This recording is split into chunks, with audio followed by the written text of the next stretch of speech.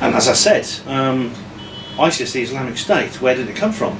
I think we talked about this on the previous time I was here, but it is a product of the global intelligence agencies. It is completely and utterly used. It is an asset, bought and paid for, of the globalist intelligence agencies. Yeah.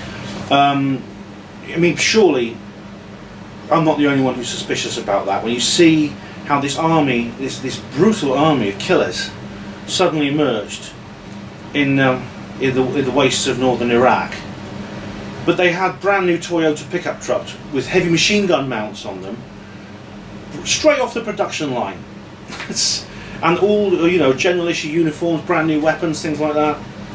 They have a massive. That means there's a lot of money behind them, and they've got all the latest weapons being shifted into them, which means they're not just an emergent guerrilla force that has to adapt and commandeer vehicles and things like that, and use any weapons they can come across. They are a regular army, basically. It is as well equipped and as well funded. Can I just tell you something that we learned at the Tank Museum in Wiltshire? We had somebody tell us what they were all about, and he said that they cannot lift much. They don't have helicopters with that capability yet to lift those heavy tankers and transport them. That's why they're not there. But they have vehicles. They have brand new vehicles. Okay. But they're obviously as well equipped as any other regular army. And of course the leader was it al-Baghdadi, the leader of the Islamic State. This demonised man on TV. He's an Israeli. His name's Simon. I can't remember his second name. Simon somebody. He's an Israeli. He wears a Rolex watch. Yeah. He's an Israeli. This is why Obama never took any major action against Islamic State. This is why, for example, they're so annoyed at Trump for his policy towards the Middle East. Okay, can I just ask you, the compunction with Obama is because he's Islamic himself, or because of the Jew? I don't think the Zionist connection. Well, I think it's the Zionist connection, actually. Yeah, I think Obama. I don't think Obama's not a Muslim. His middle name is Hussein, but again, I mean that's not even. Exactly. That's not even his real name. Yeah. His real name is Barry Soetoro. Yeah. There's a birth certificate. There's a forged birth certificate, which is his, which is the one that he supposedly uses. But in truth, his name is Barry Soetoro. Yeah. There's a real birth certificate with that name on, and funnily enough, no one can seem to track down any of his classmates at Columbia University. No one seems to know him. No one seems to remember him. He supposedly studied under Zbigniew Brzezinski, who was one of these major globalist manipulators. Yeah. However, none of his classmates seem to remember Obama. So Obama sort of like he dropped out of nowhere, and with his wife, who is more masculine than he is. I know. I mean, the good thing about the new First Lady is I don't like a First Lady I couldn't beat in an arm wrestle. Michelle Obama, she beat me black and blue. But so this is I think why Trump is. This is another way in which Trump is an aberration from their perspective. He's also done something very, very significant. He has he's set up. He's also scuppered this agenda for a civil war in Europe, because there is an agenda to have a civil war in Europe, so that they can then bring back the EU with a vengeance, a new and authoritarian version of the European Union, and to keep the peace.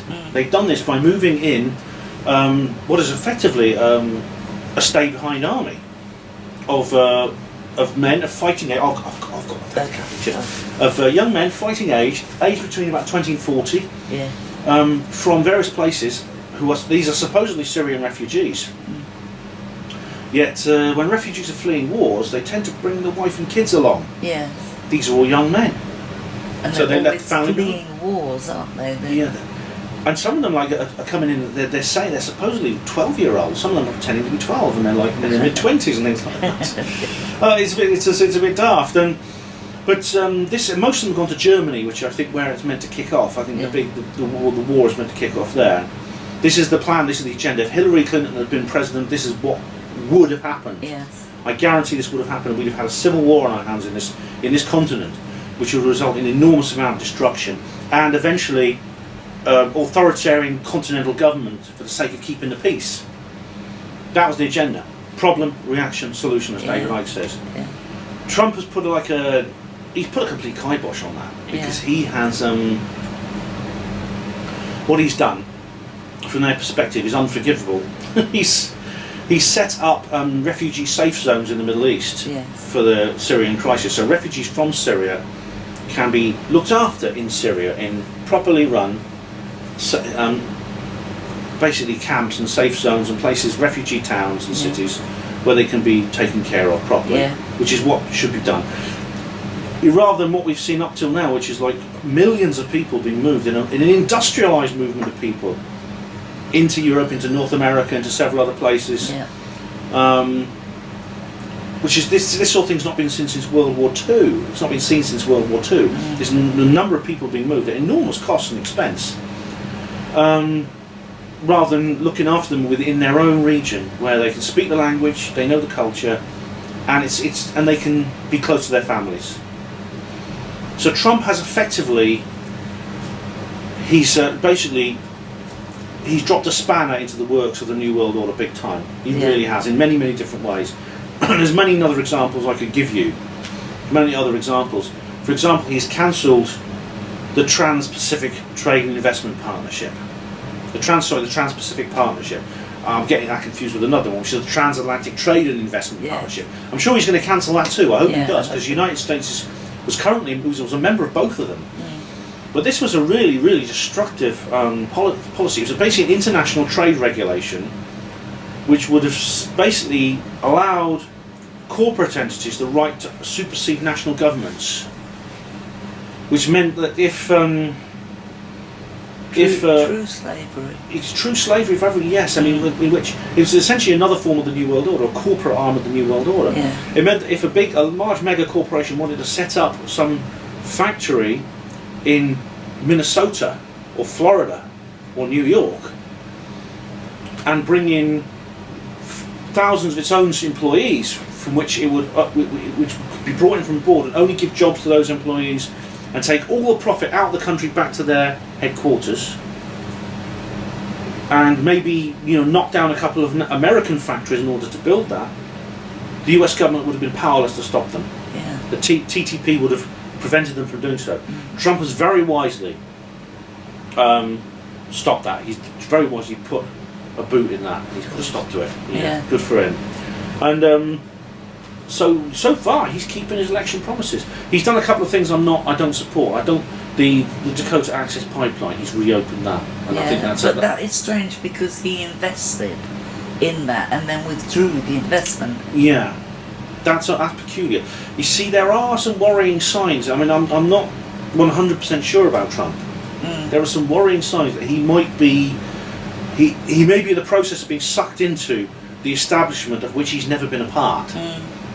He's never been a part of it before, but he may be joining it. I mean, one of the things he's done is he's appointed some people to his cabinet who he really shouldn't touch with a barge pole. Mitt Romney, for example, is someone who called him a fraud. He said Trump is a fraud. He should never be allowed to run for president. And another is John Bolton. Now, both John Bolton and Mitt Romney are not trustworthy characters. They're connected. Bolton is a neoconservative. He's a member of Project for the New American Century, and he was basically George W. Bush's man in the United Nations. He was one of the architects of the War on Terror that has caused all this destruction, that has resulted in the poisoning of the land in Iraq and various other parts of the world, the bombing of countries all over the world. Which continued under Obama, much worse. I mean, and I've forgotten how many. It's almost every week, every few days now you hear of another soldier that's been killed. What, American or Iraqi? American or British. And of course, as you say, as in modern warfare, the civilian deaths vastly outnumber the military ones in modern warfare. They have done since World War II. So, as I was saying earlier, Tony Blair, I was saying earlier on, this smiling assassin from the Fabian Society, who he grinned and laughed and said, "There's only 100,000 people have been killed, you know, only 100,000. I know it's the population of Cheltenham, but you know, it's like dropping a nuke on Cheltenham, but we don't care, you know." Yeah. That's how he's like. This man belongs in jail. This man belongs on the gallows, quite frankly. Which is why Jeremy Corbyn is also, like I say, he's an aberration. Corbyn is, he's an old leftist, I think. He's rather like Tony Benn. He's he's someone, Yeah. I can actually respect people like that, you know, people that are genuine. I find that I actually respect politicians who I think are sincere, even if I don't agree with their politics. If I think they're in politics, they actually give a damn about anything. You know, there's so many people get into politics for the sake of their own personal power and advancement. You know, the company car, the wage, the salary, and stuff like that. And anyone who goes into politics who has a brain, he has a backbone, a pair of balls, and a heart. I sometimes think, well, good for them. You know, they're idealists, and I respect them. And Jeremy Corbyn is one of those people. Yeah. But he's obviously, like Trump, he's had a lot of people from within his party and with the media. The establishment is so much against him. There's been 2 attempts to remove him from power. And of course there's been still many attempts going on to try and stop Brexit. I mean, these haven't worked, and I think despite everything, I think we are going to get Brexit. Good. I mean, now Trump's in the White House. Now, the various machinations of the government have failed to prevent it. I think they can't stop Brexit from coming. Now, this, all these things I've talked about, it's still recording, all right? Is it? Yeah. Yeah, it's still recording. Oh, cool. Is it closed then? Oh no, it's open. Yeah, there's a red light there. Is that right? Yeah, that's good. So we've had a few technical problems lately. Yeah. Nothing to worry about. As I was saying, this leads to an important question. One that I've never considered before, one that I'd never dared to imagine. Perhaps because I didn't want to get my hopes dashed. You know, getting false hopes up and then having them destroyed is gut-wrenching. It's a gut-wrenching experience. But could this be springtime in Narnia? Oh God. No, I don't know if you've ever read Lion, the Witch and the Wardrobe by C.S. Lewis. Have you read that? Yeah. When it's a marvellous book. It's it's basically the land of Narnia. It's a fantasy story about a land ruled by this evil white witch, and she makes it always winter and never Christmas. And then everything changed. Well, it happens slowly. The change, things get better, but they get better slowly. Because there's Aslan, the great lion, who's coming back to Narnia. He's the redeemer of Narnia. You know, we'll take. It begins where you start to see spring for the first time, like snowdrops appear and the snow starts melting and things like that. But of course, it doesn't happen all at once. And in fact, at the end of the book, there's a huge battle.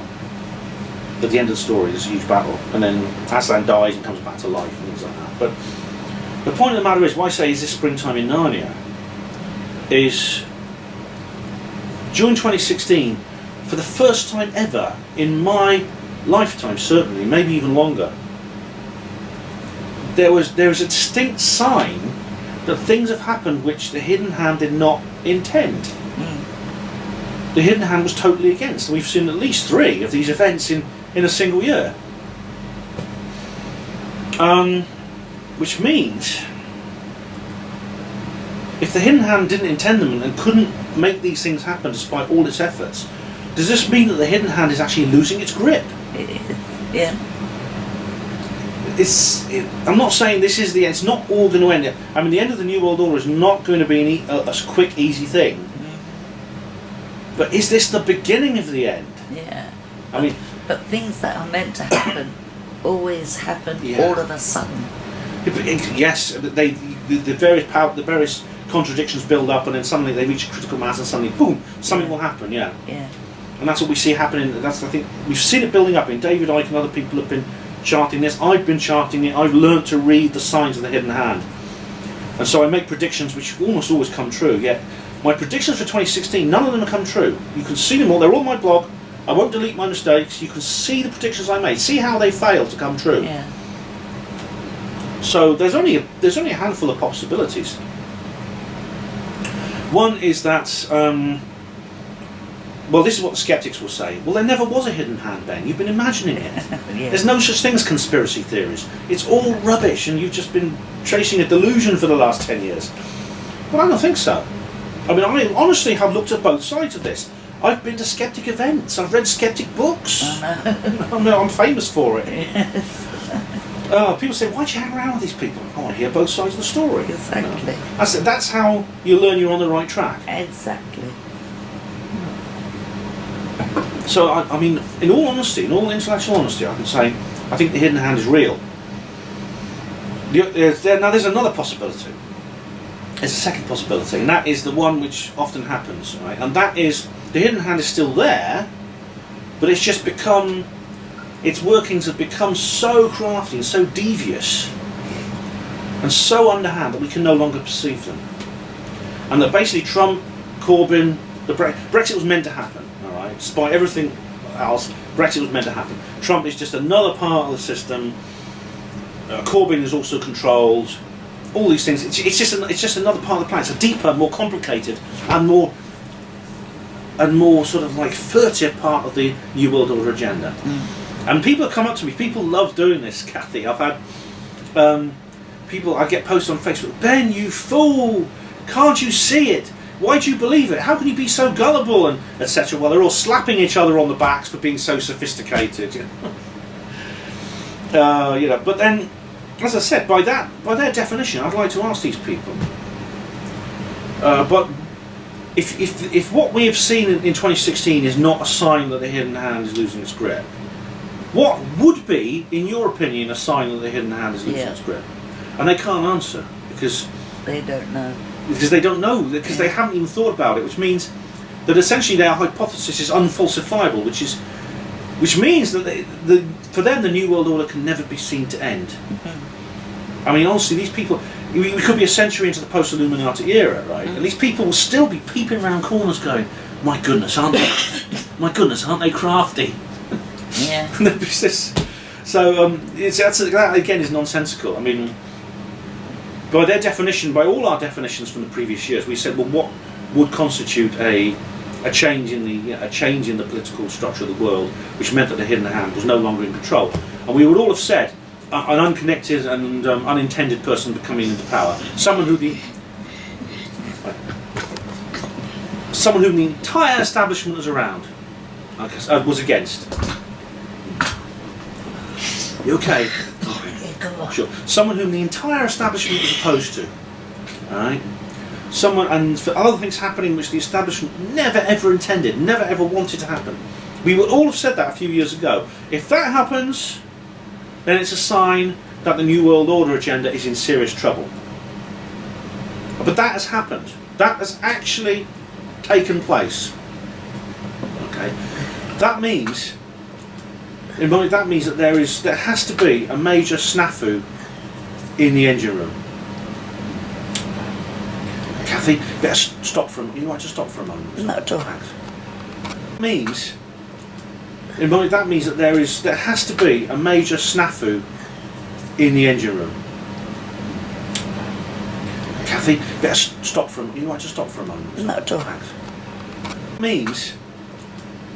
That means that there has to be a major snafu in the engine room. Kathy, you might just stop for a moment. No, at all. That means that there has to be a major snafu in the engine room. Kathy, you might just stop for a moment. No, at all.